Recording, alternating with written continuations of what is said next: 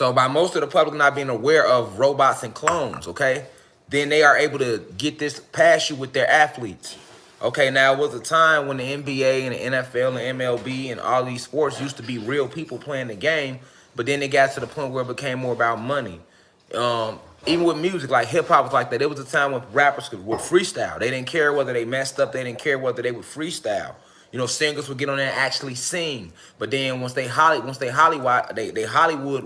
they made everything Hollywood. So it became so much about money, and they made everything more mainstream or popish. So then they couldn't risk, the big corporations couldn't risk your rapper getting up there and freestyling and messing up on the verse. So now they got all your rappers, they write their freestyles.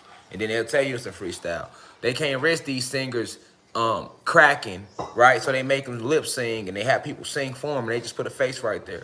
Same thing with the entertainment, with the basketball and NBA. Like they can't risk losing money. So nowadays they don't risk. They write the script out. They already know who's gonna win the title. They already know what's the end of the game gonna be, what the score gonna be.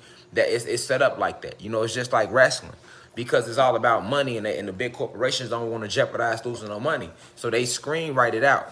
You know what I'm saying? They decide who gonna win the 3-point shootout, who gonna win the dunk contest, who gonna be in it, who gonna go to the USA team, who gonna win the All-Star MVP, who gonna be the MVP, who gonna get drafted #1. Like the whole thing is set up.